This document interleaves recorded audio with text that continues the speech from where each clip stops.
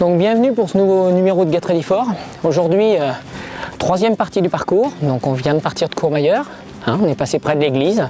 On est monté sur la gauche, comme j'ai expliqué dans l'autre numéro. Et là, on a commencé l'ascension donc dans le village de Courmayeur. Petite route pendant quelques kilomètres avant d'attaquer donc les sentiers qui vont nous emmener donc sur le chalet refuge de Bertonne.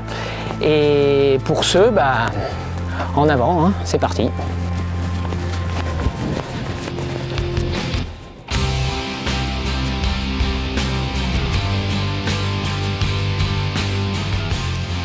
Direction Bertonne, Arnouvaz, le Grand Col Ferré, La Foulie et Champé. Donc on a 700 mètres d'ascension jusqu'à Bertonne. Si vous passez de nuit, vous aurez l'éclairage de la ville.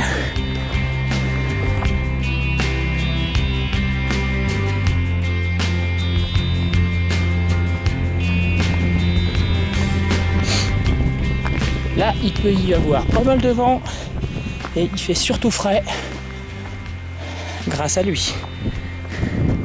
Voilà le Mont Blanc. Après votre passage au refuge de Bertonne, où vous allez trouver un ravitaillement, vous allez rentrer dans le Val Ferré italien.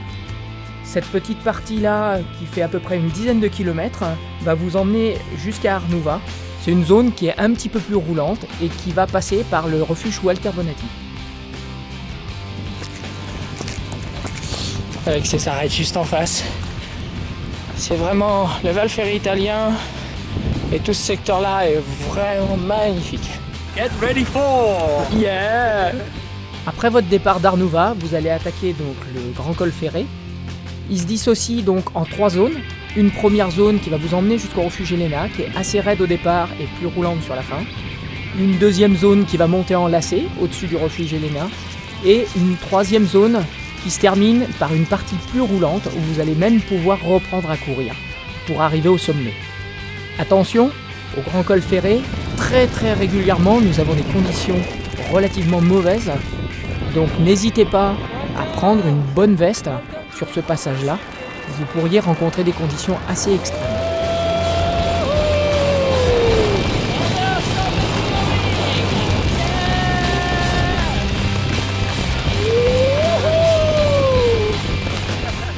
Lors de votre descente dans le Val Ferré suisse, petit changement de parcours juste après votre passage à la Peule. Vous allez descendre jusqu'au village de Ferré avant de rejoindre l'ancien parcours jusqu'à la Foulie.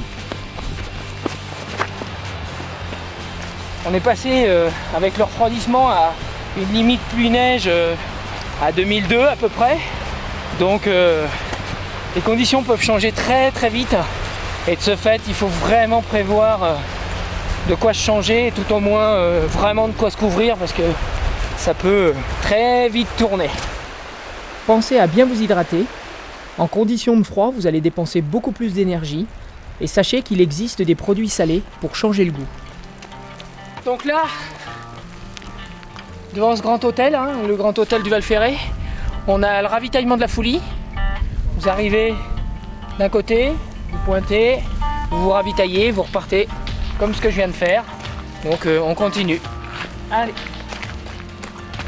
Après votre passage au ravitaillement de la Foulie, vous allez passer un très beau secteur, très roulant, issu de moraines glaciaires.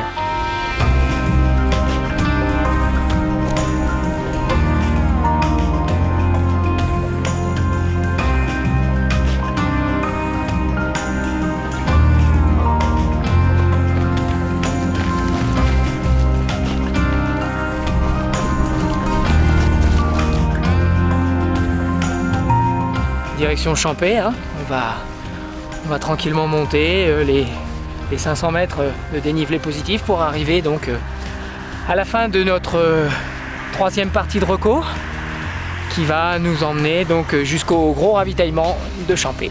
Allez, c'est parti.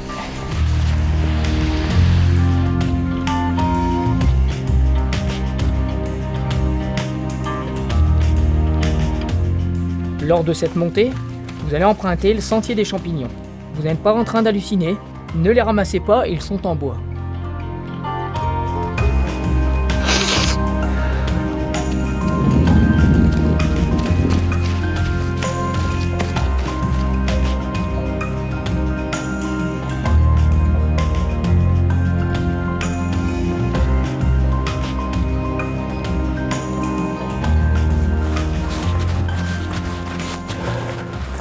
Donc nous voilà à Champé, hein.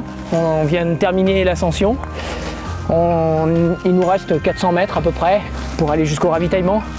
On se retrouvera donc pour un prochain numéro de Get Ready For, où là on attaquera le final, donc avec Bovine, Catogne, et pour finir le col des Montées, la tête au vent. Donc là ça sera pas une mince affaire. Maintenant pour aujourd'hui ça se termine, et puis à une prochaine fois. Allez!